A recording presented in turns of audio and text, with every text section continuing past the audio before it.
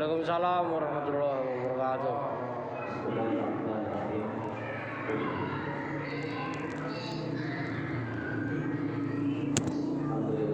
alamin. Wassalatu wassalamu ala asyrofil anbiya'i wal mursalin sayyidina wa maulana Muhammadin wa ala alihi wa sahbihi ajma'in. Amma ba'du, rabbi yassir wa la tu'assir. Rabbi zidni bil khair. Subhanaka la ilma lana illa ma 'allamtana innaka antal alimul hakim. Rabbi shrah li sadri wa yassir li amri wahlul 'uqdatam min lisani yafqahu qawli. Qala al-mu'allif rahimahullah ta'ala wa nafa'ana Allah bihi wa bi barakati 'ulumihi fid dharain amin. Insyaallah malam hari ini kita akan lanjutkan kajian fikih pernikahan, fikih menakahan. Masih tentang masalah persusuan. Wa yahrumu 'alaika ay al-murdi'ati. Maka haramlah atas perempuan yang menyusui at-tazwiju ilal qurra'i wa waladihi, menikah kepada anak yang dia susui dan anak terus ke bawahnya.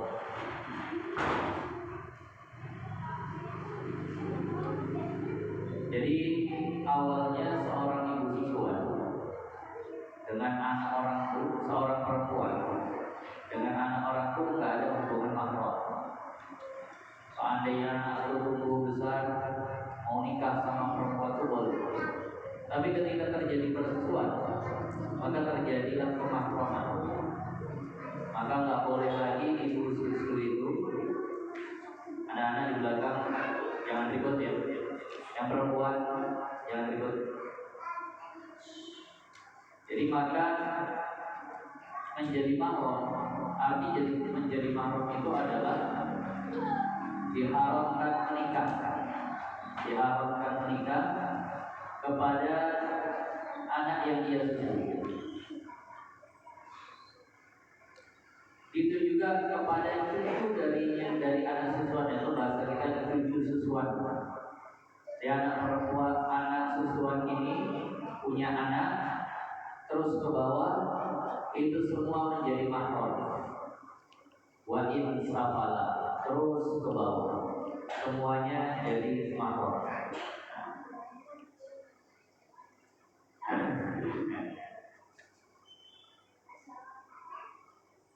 Tapi di sini ada catatan fa inna hurmatuha tantashiru ila jami'i aqaribiha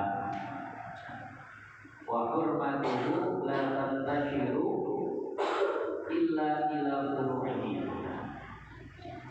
Kalau dari sisi anak susuan, ini kan ada ibu susuan, ada anak susuan, termasuk ayah susuan, suami dari ibu susuan.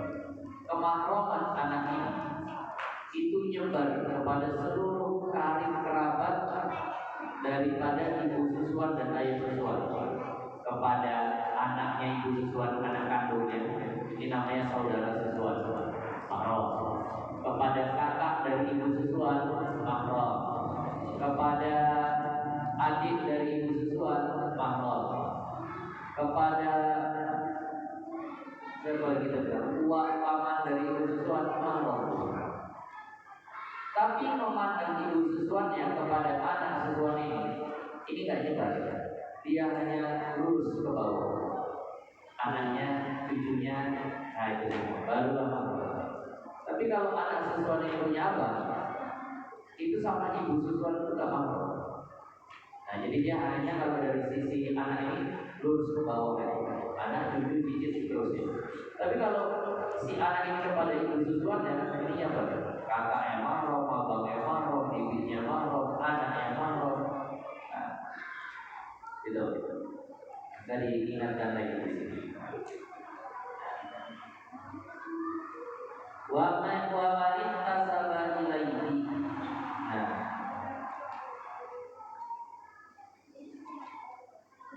wa in ala wa man tasaba ilaihi wa in ala.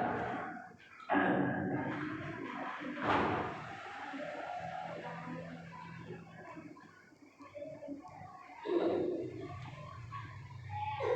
maka Nabi darajat ini tidak kepada yang sederajat dengannya, tidak kepada yang sederajat dengannya. Jadi ini memang tidak menjadi makhluk kepada abangnya, kakaknya, semuanya enggak. Jadi cuma kepada anak itu saja.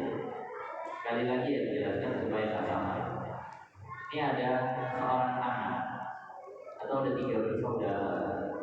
Abang, anak pertama, anak kedua, anak ketiga. Anak pertama, kedua, ketiga. Anak keduanya ini disusukan oleh seorang perempuan. Nah, berarti ini anak kedua jadi mahram si perempuan itu. Anak pertama dan ketiga bagaimana dengan perempuan itu? Bukan mahram. Bukan mahram. Jadi paham ini. Nah, tapi kalau anak kedua dan punya nah itu mahram kepada perempuan. Ayahnya anak kedua ini dia bukan mahram juga. Maka dia cuma terus ke bawah. Atas tidak, kanan kiri tidak. Kemahraman. Ka'ikhwatihil ladzi lam yarqahu ma'ahu au a'la ay wa yuna man kana a'la qabatan minhu ay ar-radhi ka'amanihi. Paman-pamannya juga tak ngaruh pada itu sesuatu. Taqaddama fi fasli muharramati nikah ma yahrumu bin nasabi wal radha mufassalan farji ilaihi. Ini sudah dibahas sebenarnya pada pembahasan mahram-mahram pernikahan. Maka yang perlu diingat pada masalah persusuan ini, yang perlu diingat pada masalah persusuan ini itu adalah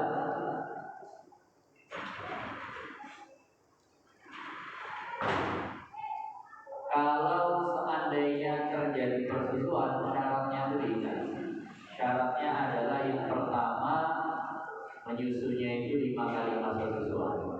Kalau nggak nyampe 5 kali belum jadi anak siswa. Yang kedua, yang disusukan umurnya belum nyampe 2 tahun. Kalau umurnya sudah lebih 2 tahun nggak jadi anak siswa.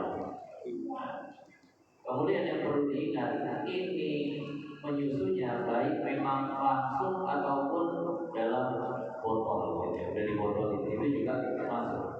Bahkan walaupun sudah diolah menjadi benda yang lain, udah dijadiin keju, udah dijadiin apa segala macam, maka ini juga tetap menjadi ada hubungan persusuan dengan itu. Nah, kemudian yang perlu diingat lagi bahwa hak yang berhak mengizinkan seorang perempuan itu menyusukan anak orang lain, nah, itu yang berhak adalah suami si perempuan tersebut. Suami si perempuan tersebut. Maka nggak boleh si perempuan itu memutuskan sendiri mau nyusuin siapa, harus tanya suaminya. Nah, harus tanya suaminya. Ada pembahasan kekinian tentang yang disuntik laktasi. Dia nggak punya air susu, kemudian disuntik supaya terpicu hormonnya, kemudian punya air susu. Ini kalau seandainya hasil susunya seperti ini, apakah tetap dianggap anaknya itu anak susuan? Kalau seandainya dia itu menyusui anak itu, maka jawabannya iya. Itu tetap dianggap sebagai anak susuan, walaupun hasil dari suntik ini. Nah, bukan hasil dari pernikahan. Nah, ini diantara yang perlu dipahami. Kalau nanti seandainya punya istri ataupun bagi si perempuan itu sendiri harus tahu hukum tentang kemahraman ini. Nah, tapi ingat sekali lagi juga kesimpulannya ya, kemahraman yang terjadi ini hanya sebatas sentuhan tidak betul, boleh berduaan, kemudian boleh buka aurat kecil bagi perempuan. Mana aurat kecil itu? Yaitu rambutnya, kaki sampai batas lututnya. Nah itu saja, nggak lebih daripada itu. jangan merasa jadi punya hak waris. Enggak. Anak susuan itu tidak ada hak warisnya. Jangan nanti aku ahli warisnya karena aku adalah anak susuannya. Tidak ada hak warisnya. Kemudian nggak juga bisa pakai bin dan bintinya, nggak bisa. Anak susuan tetap bin dan bintinya kepada ayah kandungnya. Jangan merubah nasab gara-gara hanya sekadar menjadi anak susuan. Ingat kata baginda Nabi, man intasaba ila ghairi abihi fannaru aulabi. Barang siapa yang menasabkan diri kepada yang bukan ayahnya, maka siap-siaplah untuk masuk ke dalam neraka. Karena di antara tujuan Islam ini adalah menjaga nasab supaya jelas fulan anak siapa, fulan anak siapa. Kemudian jangan juga merasa berhak menjadi wali nikah. Ketika dia mau nikah, kebetulan anak susuannya perempuan. Ketika mau nikah, wali nasabnya nggak ada. Jadi akhirnya dia bilang sama ayah susuannya, ya ayah kan udah jadi ayah. Ayah susuan, ayah aja lah yang jadi wali, nggak bisa. Wali nikah itu harus nasab. Kalau nggak ada wali nasabnya, ya pindah kepada wali hakim. Kalau nggak ada wali nasabnya, maka pindah kepada wali hakim. Jangan merasa berhak dengan warisan, jangan merasa berhak untuk menikahkan. Jadi inilah yang perlu untuk dipahami pada bab persusuan ini. Nah, ini salah satu hal yang memang harus dipahami. Dan jangan juga merasa berhak ataupun wajib menafkahi. Jadi ketika punya anak susuan, apakah anak susuan itu wajib dinafkahi oleh ayah susuannya? Di ayah susuan tidak wajib menafkahi anak susuan. Tidak wajib menafkahi. Yang nafkahi siapa? Ya ayah kandungnya, kan ada ayah kandungnya. Jangan nanti tanggung jawab itu anak susuan nggak sekolah, biar dibayarin sekolahnya, itu nggak ada hubungannya. Ya kecuali kalau anak susuannya ini anak yatim. Kalau anak yatim ini memang jadi tanggungan bersama orang Islam. Sebenarnya kalau negara itu betul jalannya sesuai syariat, maka anak yatim itu ditanggung oleh negara Islam. Kalau seandainya ada yang memang secara sukarela mau ngurus anak yatim itu sendiri, negara misalnya ya mau urusin, tapi ternyata ada orang-orang yang memang ingin beramal dan biar anak yatim yang lulus itu, itu pahalanya besar. Karena Nabi yang bilang, ana wa kafilul yatim hakata. Aku dan orang yang mau mengurus anak yatim seperti itu. Apa seperti itu? Dekatnya kayak dua jari. Nanti di surga posisinya berdampingan. Orang yang mau mengurus anak yatim. Urus apa ya? Urus semuanya. Tapi tetap jangan melanggar syariat.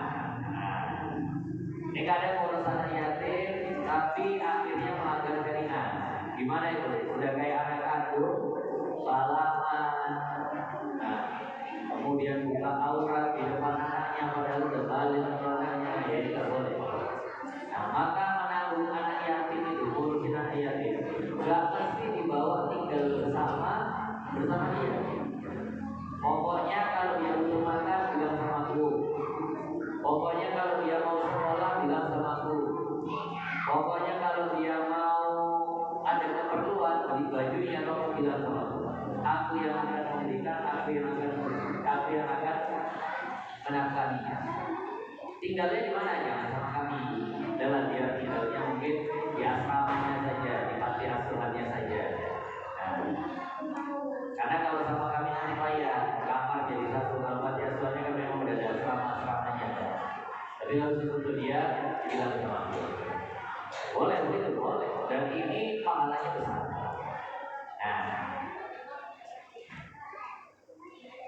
Bagi yang memang langsung mengurusi anak yatim di asramanya atau ngurusin anak yatim yang diurusin, itu harapannya memang jujur, memang harus jujur. Jujur itu gimana? Kalau itu duit memang diperuntukkan untuk anak yatim, ya udah anak yatim. Tapi dalam agama kita siapa itu anak yatim yang memang belum balik? Kalau udah balik udah nggak masuk kategori anak yatim. Nah, jadi makanya hati-hati. Kalau saya di sini ada sumbangan-sumbangan untuk anak yatim ada. Maka hati-hati dalam memilih-pilihnya. Ketika diamanatkan, ini sumbangan untuk anak yatim. Memang pilih yang masih dalam kategori anak yatim.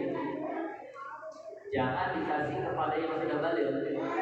Nah, kalau sudah balik itu nggak yatim lagi namanya. Jadi pilih betul-betul anak yatim. Jangan yang udah balik masih dikasih. Payah pilih-pilihnya tahu pada. Maka kalau gitu akarnya dirubah. Akarnya itu sumbangan untuk anak yatim dan duafa. Nah itu biar agak lebih kena kemana-mana. Kalau dia akarnya hanya sumbangan untuk anak yatim, nggak boleh diusulkan ke yang lain. Nah ini pertanyaan yang sering. Itu duit-duit anak yatim itu boleh nggak diambil pengurus untuk transport atau apa segala macam? Kalau memang untuk pengurusnya nggak boleh. Tapi kalau untuk apa transport anak yatimnya boleh. Tapi kalau untuk pengurusnya, untuk capeknya pengurusnya itu jangan dari situ. Makanya bijak-bijaklah orang yang menyumbang untuk anak yatim, khususkan sisihkan untuk pengurusnya. Ini hati-hati ya. Yang ngurus-ngurus seperti ini harus dipahami ilmunya. Yang ngurus masjid ngerti paham tentang ngurus masjid, yang ngurus anak yatim ngerti paham tentang ngurus anak yatim, yang ngurus ya pokoknya barang-barang orang kayak ngurus yayasan, pesantren harus ngerti. Ada orang nyumbang untuk apa? Untuk bangunan, ya udah untuk bangunan, jangan untuk yang lain. Nah ini yang betul-betul harus dipahami. Sehingga di Jawa itu sering dibuat daurah tentang hal-hal yang berkaitan dengan kepengurusan masjid. Karena ternyata nggak sederhana.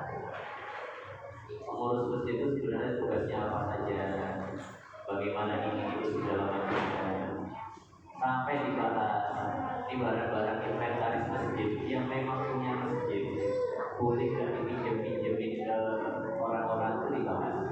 Nah itu ilmunya harus dipahami. Gitu juga inventaris anak yatim misalnya boleh nggak dipinjamin, misal keluarga ini sebelahnya ada yang hajatan, pinjam speakernya, pinjam sejadahnya, atau pinjam yang lainnya, itu boleh atau enggak.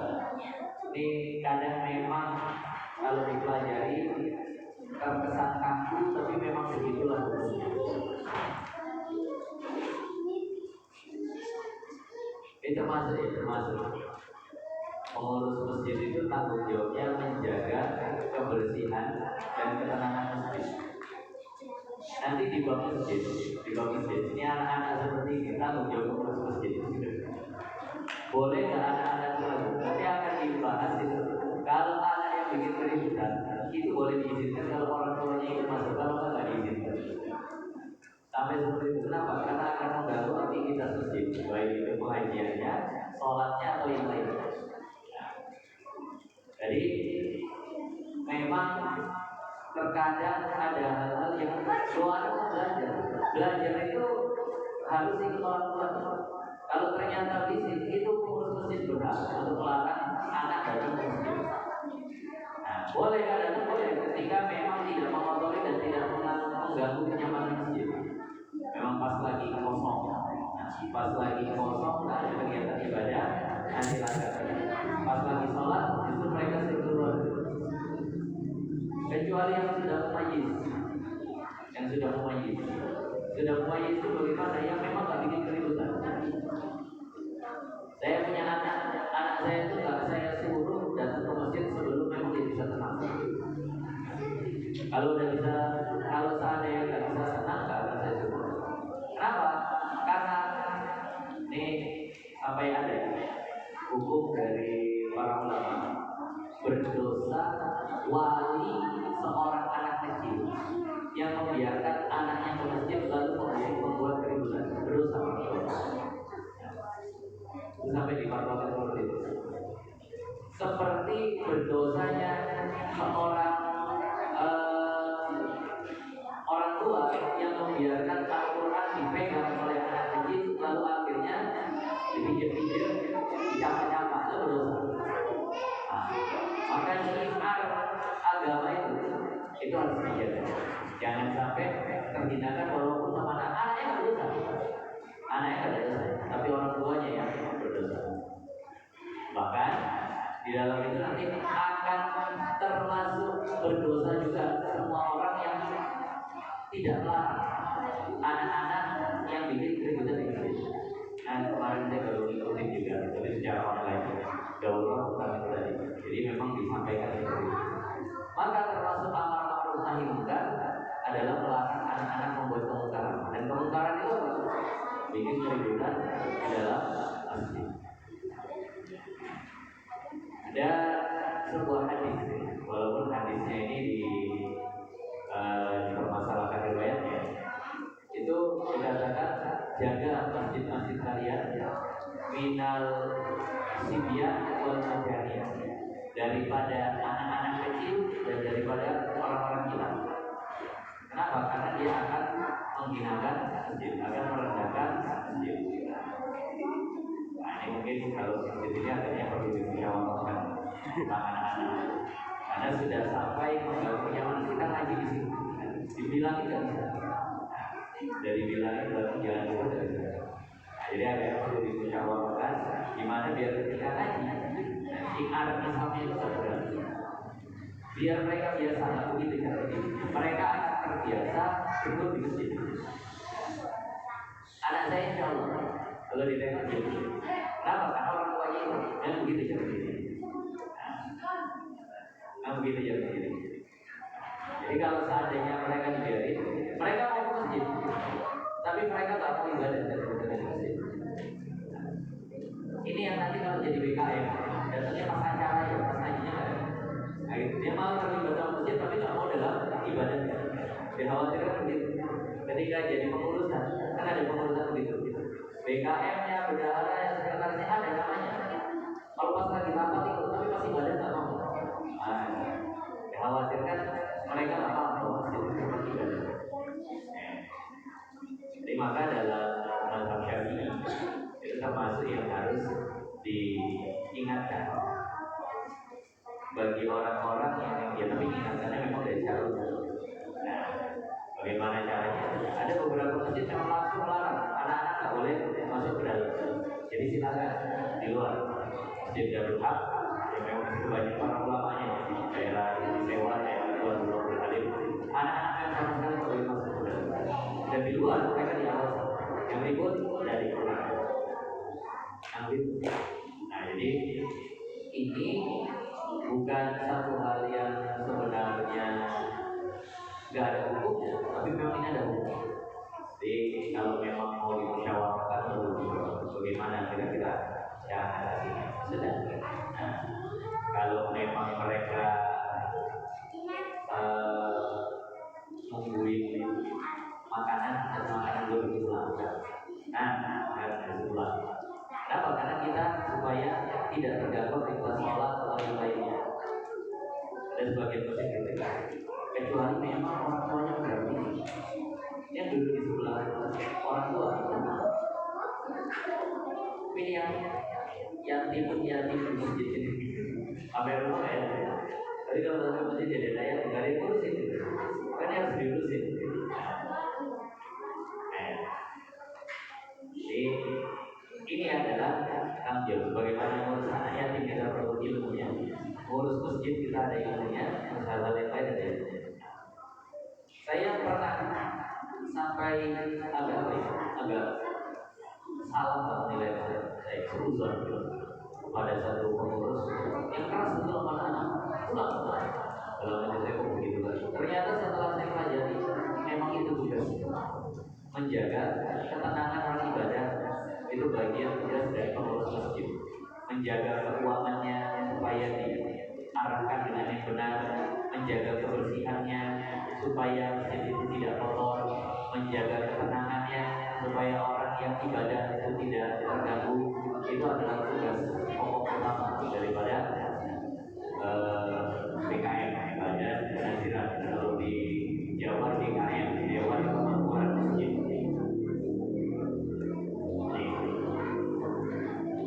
Nah, kita balik lagi. Jadi maka anak susuan itu kalau sudah disusukan dia hanya sebatas tadi itu saja.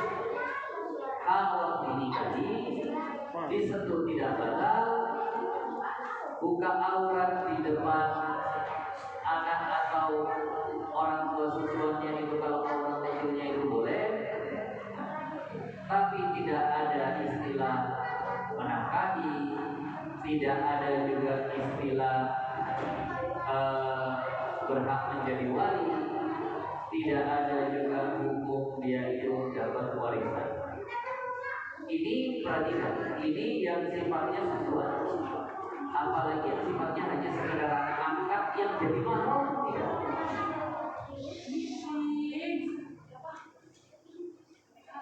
Apalagi yang sekedar anak angkat yang jadi mahram pun tidak.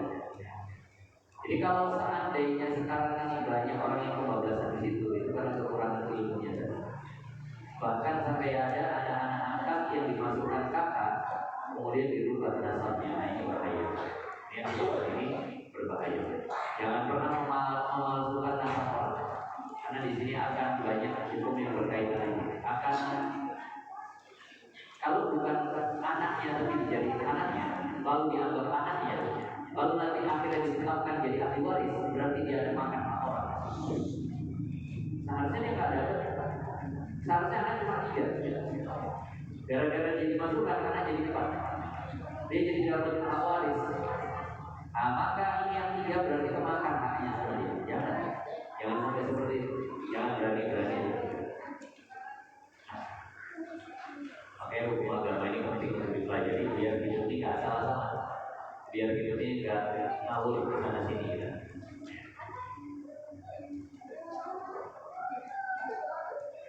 Nah,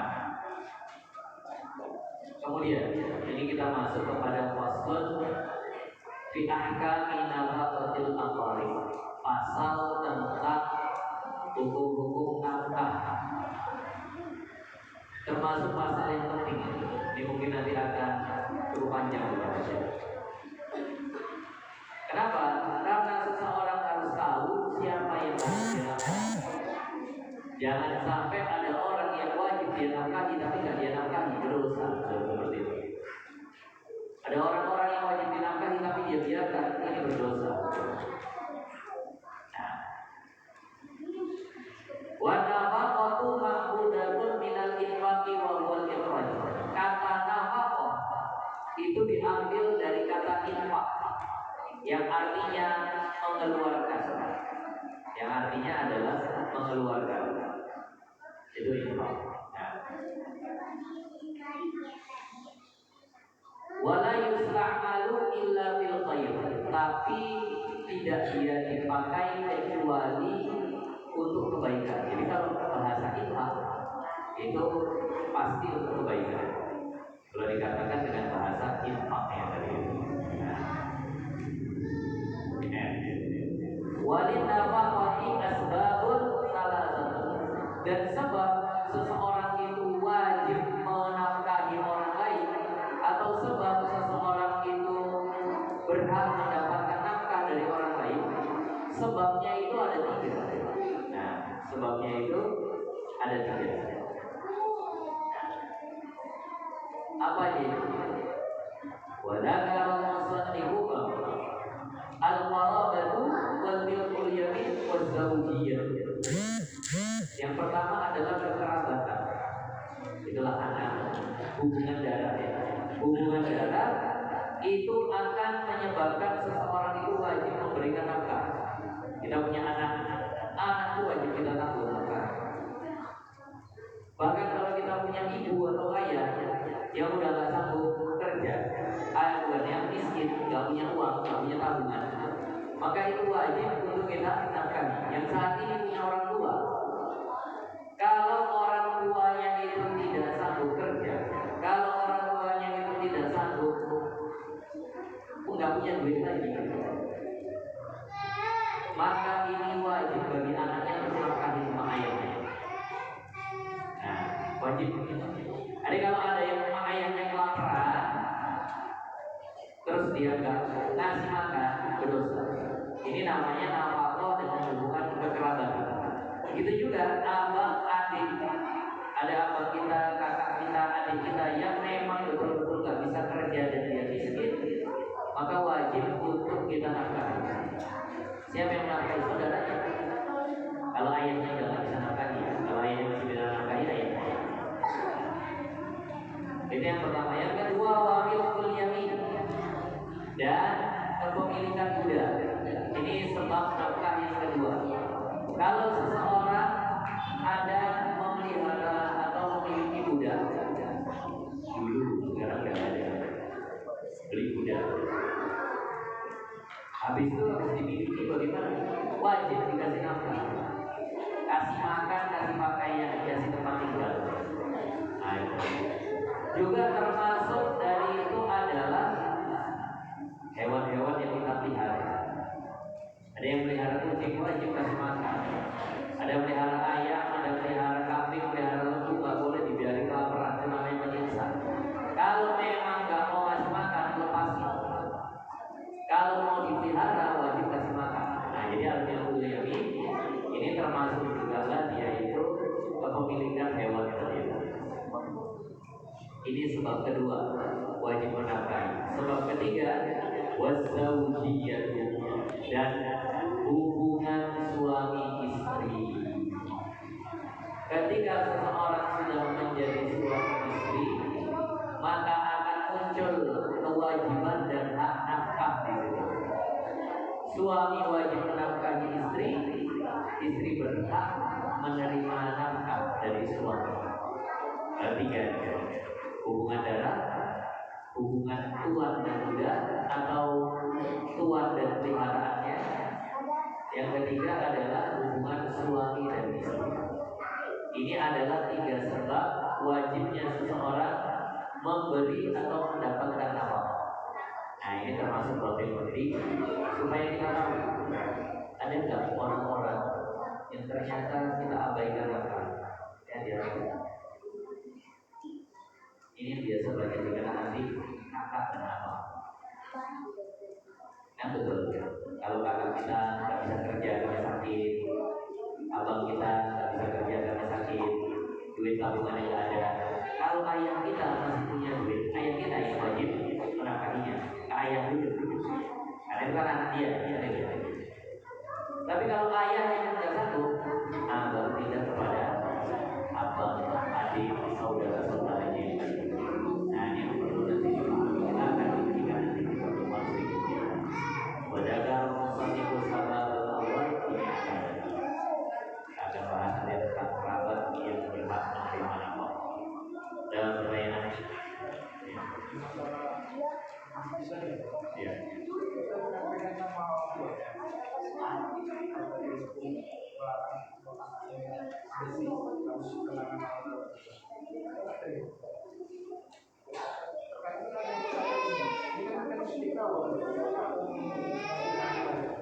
Justru bilang ini bukan masjid, makanya boleh bikin kacau sini. Ini masjid kami bersama. Kami mau tenang ibadah di sini. Kalau anak mau bikin kerusuhan, kalau ini masjidmu boleh anak bikin kerusuhan. Kayak kalau di rumah mau anak mau bikin ribut, kami nggak larang karena itu rumahmu. Justru yang berhak bilang begitu kita. Ini bukan masjid tua, jadi anak jangan di sini. Gitu. Pak, fasilitas umum bukan untuk dirusak bersama, tapi fasilitas umum untuk dijaga bersama.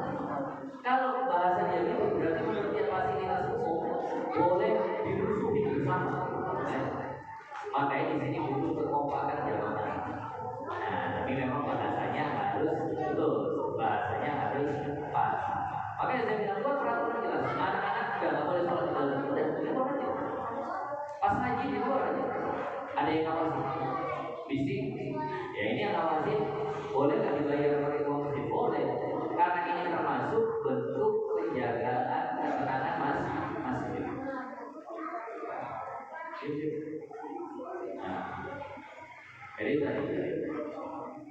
Jadi maka oleh karena itu harus dipahami seperti itu. Kenapa? Masjid, baca dulu fungsi masjid itu apa. Makanya pengurus masjid akan menjadi salah kalau seandainya tidak tahu fungsi masjid. Fungsi masjid harus bisa dijalankan dengan baik.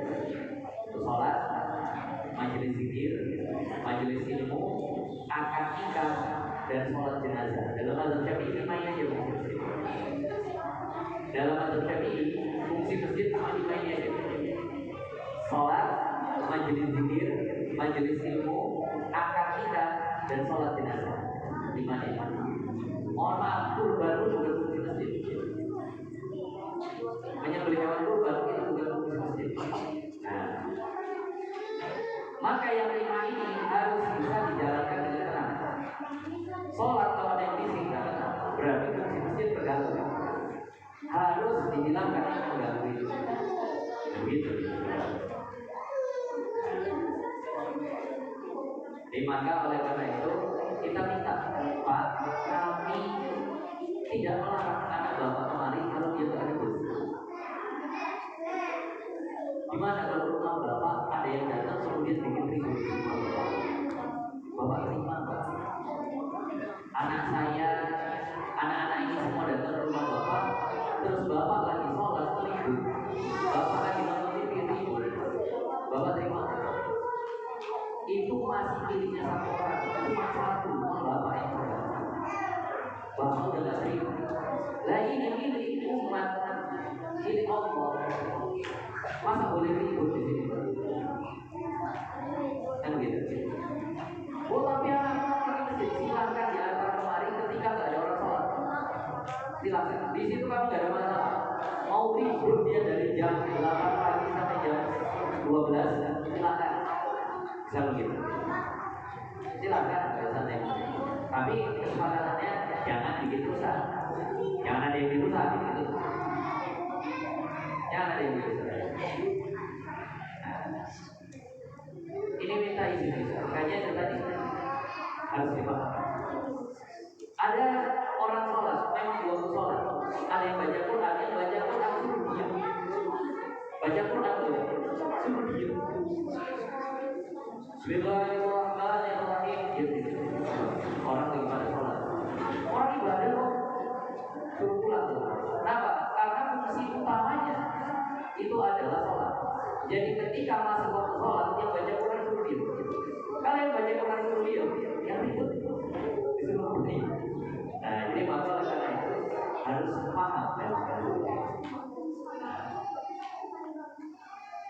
Ada satu video yang bagus di YouTube, buka ketik nama Kiai Muhibbul Aman.